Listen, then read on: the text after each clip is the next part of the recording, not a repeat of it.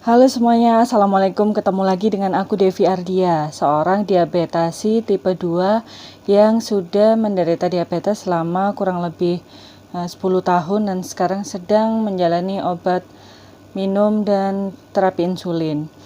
Jadi di video ini aku mau cerita tentang pengalaman kena abses diabetes.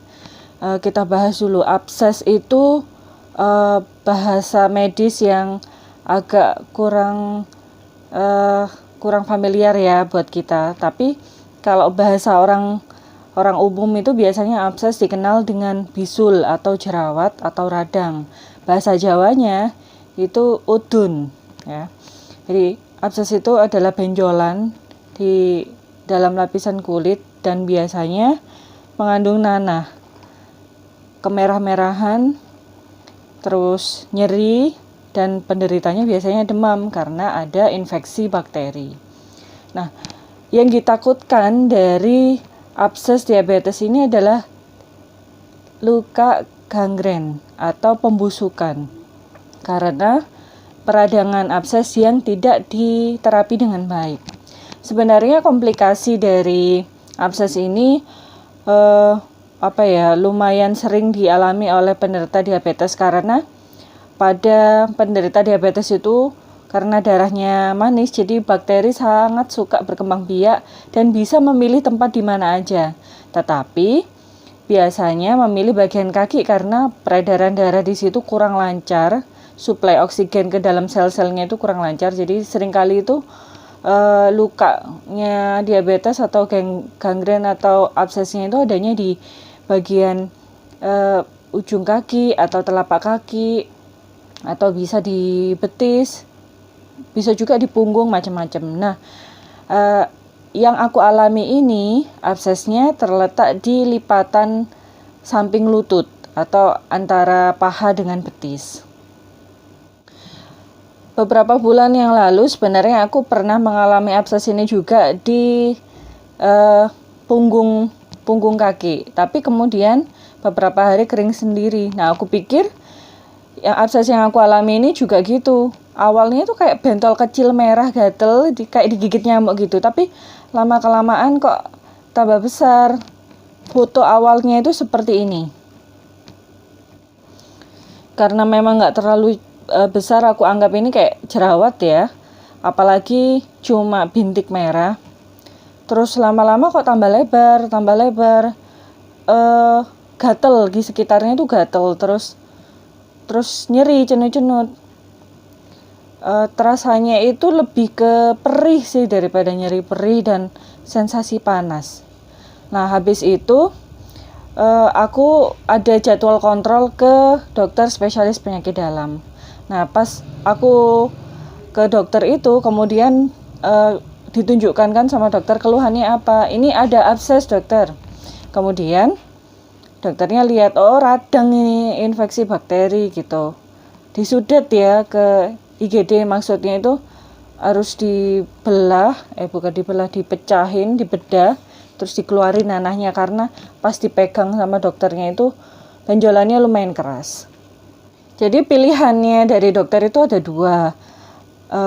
Aku disuruh ke vaskes pertama, ke IGD untuk di bedah kecil atau disudet dan dikeluarkan nanahnya supaya nggak terlalu sakit, atau yang kedua itu nanti bisa kempes sendiri tapi lama. Jadi karena ya aku lumayan takut juga karena waktu itu sakit dan bayangin untuk dibedah itu kayak gimana, akhirnya aku memilih opsi kedua untuk diberikan antibiotik.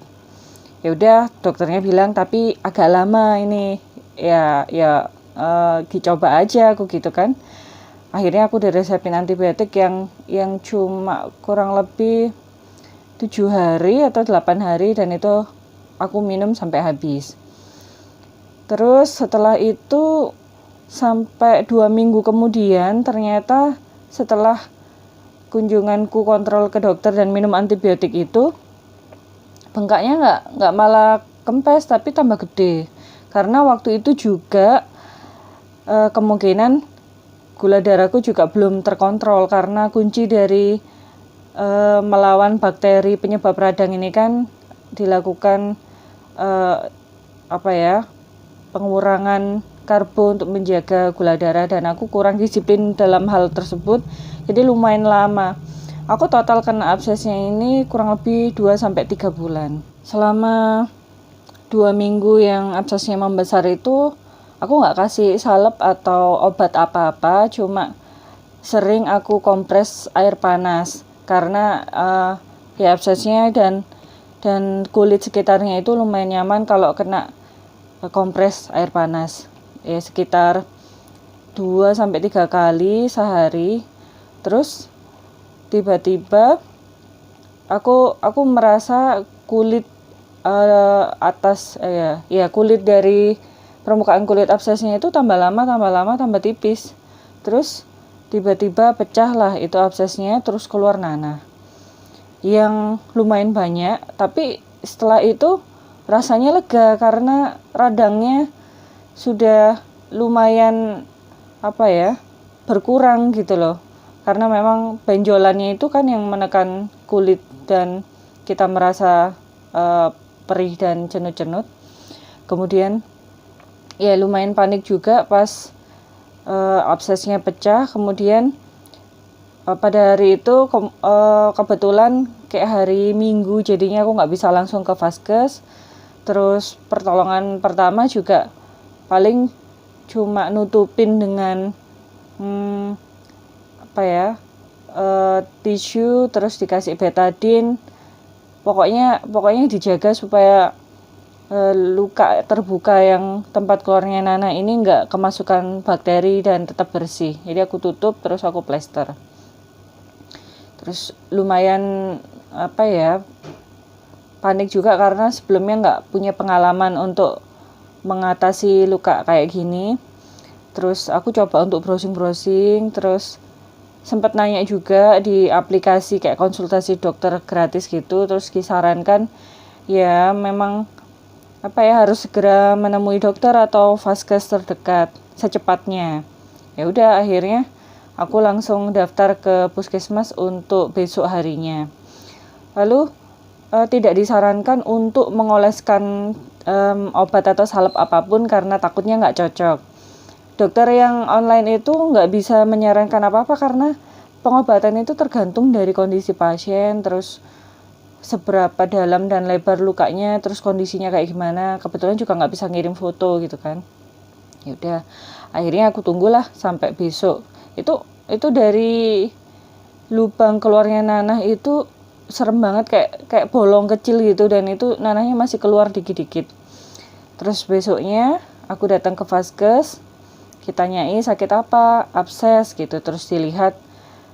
Ya untungnya kayak dokternya lumayan kayak bilang ini itu nggak seberapa parah gitu, pokoknya tetap diperban. Dan di sini kesalahanku merbannya pakai tisu, harusnya pakai kasa steril, dikasih tahu sama petugasnya. Jadi di sana itu cuma dilihat, diganti perban yang aku pakai dari rumah itu dengan kasa steril, terus dikasih betadine, diplester. Ya sebenarnya sama sih perlakuannya, cuma tisunya itu tadi diganti sama kasa.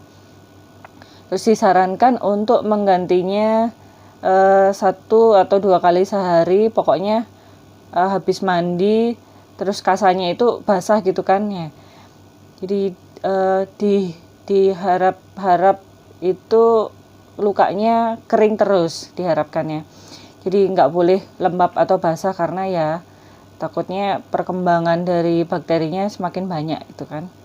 Nah, jadi sampai sekarang itu lukaku juga masih aku tutup pakai kasa.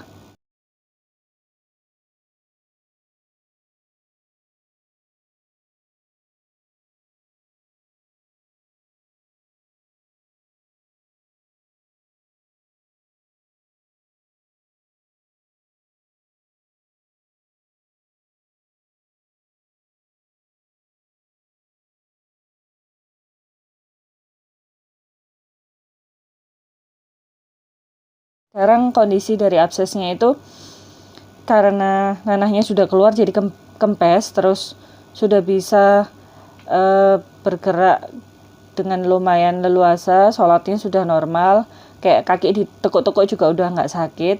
Memang ya ada sedikit-sedikit rasa perih tapi jauh lebih berkurang daripada yang awal-awal itu. Jadi sebenarnya solusi dari abses yang kalau Bapak Ibu alami dalam kondisi diabetes itu sebenarnya memang wajar kalau orang itu kena abses karena memang ya bakteri itu kan kita nggak bisa dihindari ya, cuma resikonya besar kalau memang gula darahnya tinggi. Nah, dari pengalaman ini itu aku bisa kasih masukan kalau misalnya kita yang gula darahnya tinggi itu ada benjolan sekecil apapun, itu kita harus cepat-cepat menemui dokter. Karena kalau memang ditunggu sampai besar, takutnya sudah telat, sudah terlambat dan sudah besar gitu absesnya, dan itu bisa bahaya kan, bisa sepsis atau bakterinya menyebar ke seluruh aliran darah tubuh. Jadi harus langsung ketemu sama dokter atau bisa juga petugas kesehatan yang memang ngerti.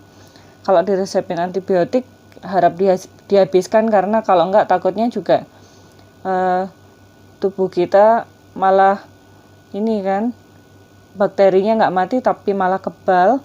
Lalu yang ketiga yang paling penting ini jaga gula darah. Kenapa?